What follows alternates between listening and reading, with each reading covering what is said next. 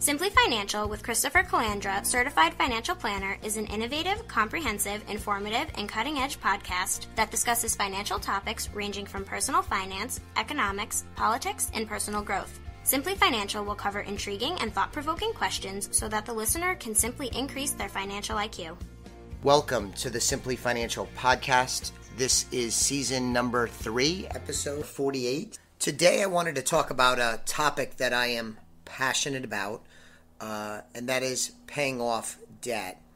To kind of set the table, wanted to discuss just a few facts and figures just to bring to your attention how much of a debt problem we have in the United States. So to begin with, there's a 2017 study, a report from the Federal Reserve, and it showed that 48% of Americans reported carrying a credit card balance at least some of the time in the previous 12 months.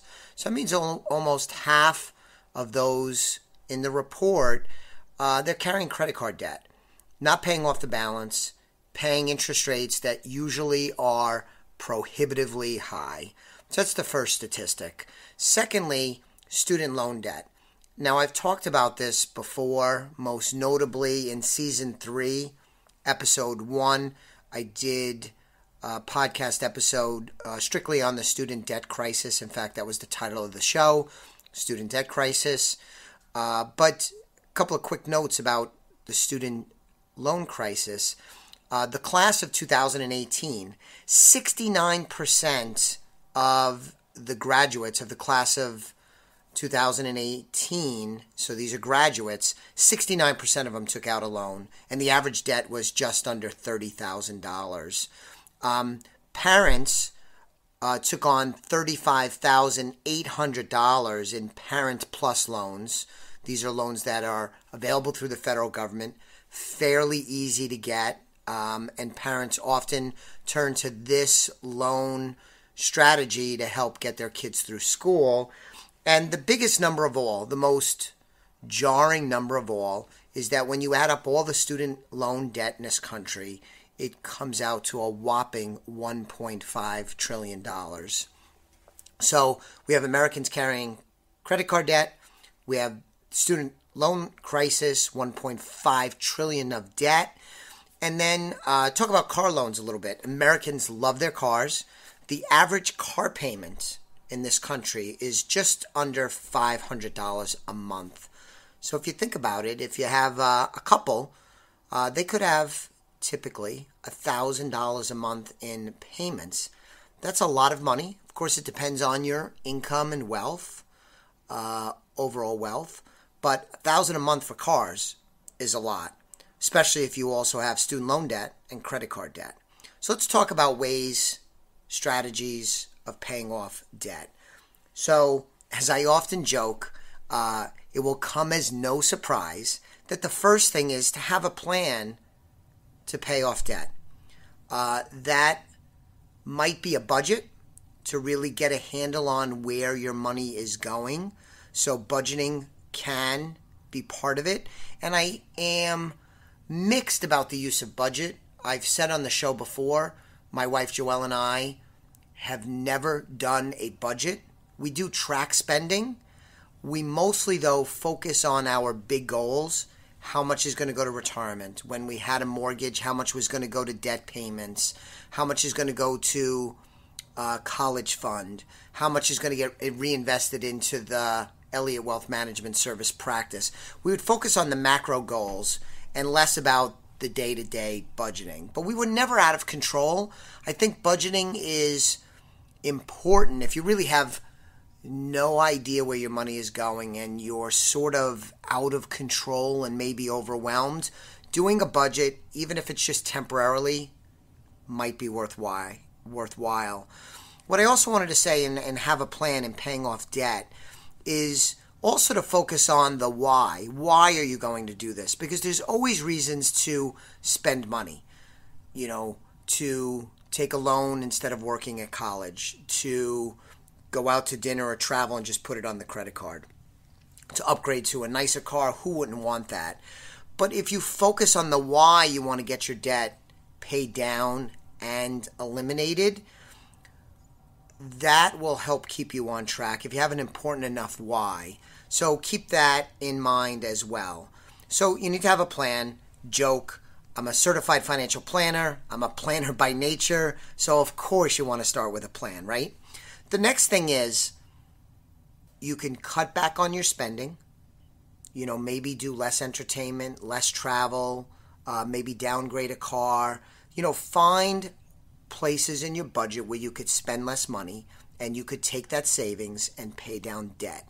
The beautiful part about that is that if you pay down your debt and you eliminate your debt, then you have lots more money, lots more discretionary spending that you can be done. But while you have that debt, it soaks up a lot of your monthly income is going to debt service. So maybe cut back. The other thing is to figure out how to make more. Get a part-time job, work a little harder if you're self-employed to try and drive revenue and profits higher. Figure out a way to make more. The common term that's out there today is to have a side hustle. A little part-time thing, freelancing or delivering pizza or working part-time in the family business, whatever the case may be. But if you could spend a little less, make a little more, and you have an important why, and you're purposeful, you could have a plan to pay off debt. So a few strategies. The one that I think is the most common is the snowball. For those of you that are podcast listeners, one of the most popular podcasts is Dave Ramsey's podcast, and he has a best-selling book, The Total Money Makeover. And Dave Ramsey is the get out of debt guru. I've mentioned him in previous episodes of this show. I agree with much of what he says. I wouldn't say we agree 100% of the time, but paying off debt is a very noble goal. And he's an advocate of the Snowball Strategy, which means you list your debts from the smallest one to the largest one. Now, often there's some confusion in this. It's not by category. So many people, as an example, have multiple student loans. And so if you have 5 student loans, you're going to break those 5 loans into their individual parts. You don't group them together. You put the 5 on the list along with other debts that you have. The Snowball Method usually avoids your mortgage. That's usually the biggest debt anyway, although not always. But you list your debts, smallest to largest, not by category, by individual debt. And then you begin the process of paying the minimums on all of the debts and taking whatever extra money that you have available to you to pay down debt from income and or savings, and you throw it at the smallest debt. And the idea is you want to knock that smallest debt off. And once you knock that smallest debt off, you go to the next one on the list, and you build momentum by having some early success, maybe cleaning out some smaller ones. Classic example of this is you might have a small credit card debt or a small medical bill, but you start out smallest, pay minimum on everything. Whatever extra you have to pay down on the debt goes on the smallest debt first. When that's paid off, you do the same thing, now attacking the smallest debt. Used to be the second smallest, but now it's the smallest debt, and you work your way through the snowball. It's a very effective way to do it, and if you stick to it, you'll be very successful. Although any plan, if you stick to it, you're going to be successful. But the snowball is the first strategy I wanted to talk to you about. The second one is the Avalanche Strategy, and it's similar. The only difference is that you line up your debts, but instead of going smallest debt to largest debt, you go highest interest rate to lowest interest rate. From a math perspective, this is more attractive than the snowball because you are trying to get rid of your highest interest cost debt first. Often that's going to be credit cards, although it does not have to be.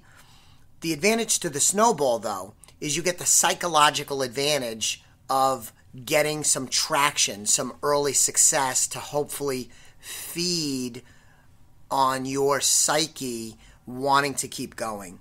The Avalanche is more attractive from a purely math perspective because you're going after the highest interest rates debt first. And so it works like the snowball. You would list the debts, highest interest rate to lowest interest rate. You'd pay the minimum on everything. And anything that you have extra to apply to the debt reduction, you would put on the highest interest rate debt. And when that one is paid off, you do the exact same thing, moving on to what was the second most expensive interest rate in your debt list. So those are two major strategies. One thing to keep in mind strategy-wise is to separate out consumer debt, which would be student loans, car loans, personal loans, and the dreaded credit card debt. There are others, but those are the major ones. And separate those out from mortgages, or more broadly, debt that's backed by assets. There's a way of thinking, which I largely subscribe to, that there's a difference in debt that's based on consumer spending, and that's bad debt. And then there's good debt. This, I think, was coined by Robert Kiyosaki, the author of Rich Dad, Poor Dad, a best-selling book. He would often talk about the differences between good debt and bad debt. The aforementioned Dave Ramsey, he doesn't really subscribe to that. But there is a difference between mortgages and debts backed by assets. Small business owners will sometimes have debt that's backed by the business assets. And that's not necessarily good debt, but it's certainly not as harmful and problematic as consumer debt. So we're going to separate out, in your thinking about debt reduction, the consumer debt and the mortgages. The consumer debt is bad, very bad. The mortgages and debt backed by assets, not ideal, but not as problematic. A couple of things that you could do to help pay off debt is, if you have good credit and you have multiple credit cards, or you are open to getting other credit cards, a lot of these issuers will do balance transfer deals. Now, let me just put out a word of caution. You're dealing with institutions that structure these because they're going to win. And when I say win, they're likely to get interest and more money from you. So it's a competitive game you would be playing. But I could probably go to one of my credit card issuers today. I actually didn't check this, but I'm pretty sure. And I could probably go and borrow tens of thousands of dollars from them on a balance transfer. And there's really no underwriting. It's going to be based on my history with the issuer, my credit limit with the issuer, and my overall credit score, which in my case is very good, or would be considered excellent credit. And I could do a balance transfer. They'll send me the check, or they'll use the money, and I could send it to another credit card debt or personal loan or car loan or whatever the case is. A lot of times these credit card issuers will do these deals and you'll get 0% for 12 to 24 months. And that allows you to reduce your interest rate cost and buy you some time. The trick is that if you pay late, they're going to start charging you interest. If you do not pay it off at the end of the period, the interest rate is going to skyrocket. And there are other rules. You really have to make sure you follow all of their rules to keep the deal, because one slight move in the wrong direction with them and you disobey one of the rules, the small print in the agreement, and the 0% will go to some astronomical interest rate. So it's a competitive game. Years ago, I did use this successfully. I played the game very well, but you really, really have to pay attention to the details. But if you could do that, you could take a 10 plus interest rate credit card debt and maybe drive that down to 0 for 12, 18, or 24 months. Keep this in mind, though. Again, the small print is the issuer. When they do these deals, they will usually charge you a transfer fee, and that typically is going to range from 3 to 5%.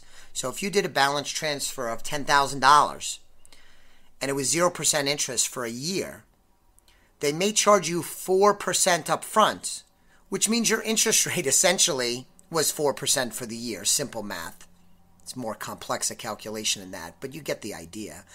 So be very aware of that because you do have to look pretty closely in the credit card issuer's documents to find that. So make sure you pay attention to that. They're typically not going to give you 0% for 2 years without an upfront transfer fee. There are times, especially in the distant past, where I did do balance transfers that literally were 0 upfront fee and 0% interest for a period of time. But I think that doesn't exist in today's environment. So look for the upfront cost. Another thing is, and you see a lot of advertisements for this, is that you could do a debt consolidation and you could go to a debt consolidation company. I am very much against that. I believe that's bad. That industry has way, way too much sleaze for anyone I know. And even if I don't know you, I wouldn't suggest you get involved in that.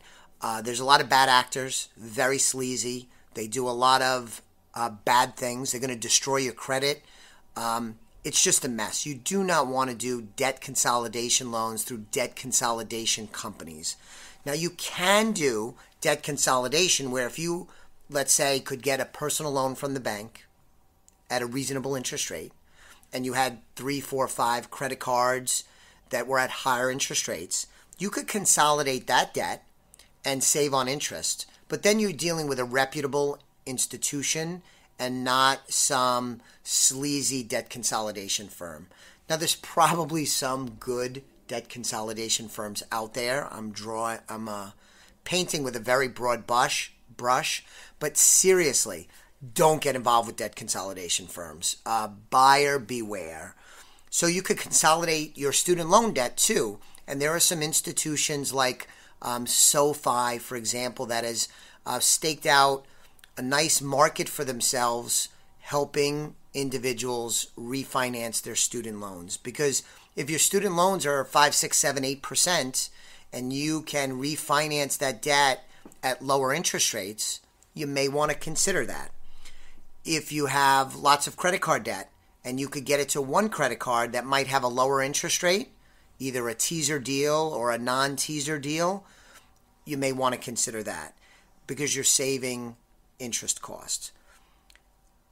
Another way that you can consolidate debt is by using the equity in your home. There is a second mortgage product out there called a home equity line of credit. It's called a HELOC. So if you want to feel really cool at the next party you go to, you could throw around the term a HELOC, HELOC. But HELOC, because it's backed and collateralized by your home, often has lower interest rates than the other lending vehicles we've talked about so far. Typically, a home equity line of credit is going to have a lower interest rate than credit cards, student loans, and possibly car loans. And so that's another way you could consolidate it. And you could take debt and you could put it against the equity in your home by borrowing more money based on the value of your home at very attractive interest rates. So that's another neat debt consolidation strategy that I would approve of, unlike going to the bad debt consolidation companies. The thing about all of these strategies where you take debt and you refinance it to lower rates and or more favorable terms is that you want to be extremely careful, because if you don't change your behavior and you don't have a plan to pay off the debt, you are not really accomplishing that much.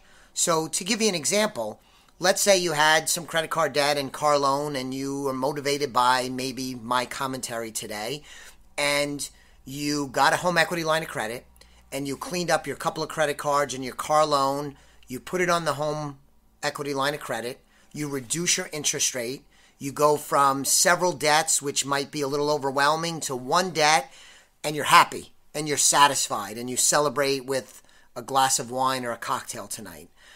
But if you go about spending and living your life like you did before financially, and within a few years you have built up debt in other places, you really didn't accomplish anything.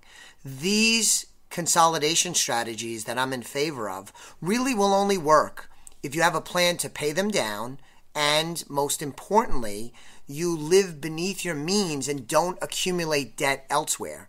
Because when you pay off these other credit cards, in my dopey example where you pay off the credit cards and you put it on the home equity line of credit, that's pretty good. That's good. But if then you say, oh, I have no credit card debt, I could start charging, and I used to have $10,000 in credit card debt. Now, well, what's the big deal if I charge $1,000 to go on this trip I want to go on? Well, it is a problem because you didn't really pay off the credit card. The debt from the credit card's now against your home, and that puts your home at risk. So you want to do these things, but you do need to change behavior and not accumulate debt on top of what you just refinanced. Otherwise, you're going to make the situation much worse for yourself. So some strategies we covered: the Snowball Method, the Avalanche Method, separating out consumer debt, those not backed by assets, personal loans, credit cards, student loans. I'm going to throw car loans in there because I think far too many Americans overbuy their car and have payments that really strangle their ability to build wealth and put a lot of pressure on themselves. We talked about doing balance transfers with credit card issuers. We talked about the hazards of dealing with sleazy debt consolidation firms. But we did talk about consolidating debt, student loans, refinancing debt, maybe going to the bank and getting a loan where you could lower your interest rate, also accessing the equity in your home through a home equity line of credit. I'll kind of throw in as we're wrapping up here, sometimes it will also make sense to refinance your debt along with your first mortgage and just wrap it into the whole mortgage. But again, if you do that and then go about spending out of control and building up debt, you really made things worse for yourself. We talked about changing behavior. If you want to build wealth, you don't want to be strangled by debt. And if you want to save and invest money, you can't have a lot of payments going out the door to service debt. And if you want to have less pressure month to month where you're in this rat race, paying off debt, freeing up your income is very liberating. So thank you for listening to this episode of the Simply Financial Podcast. I'll be back with you on an upcoming episode very soon. In the meantime, we would love it if you'd subscribe to this podcast and encourage friends, family, coworkers to subscribe to it also. If you're interested in finding out more about me and the services that my team and I provide at Elliott Wealth Management Services, you could go to the Elliott Wealth website. That's 2 L's and 2 T's.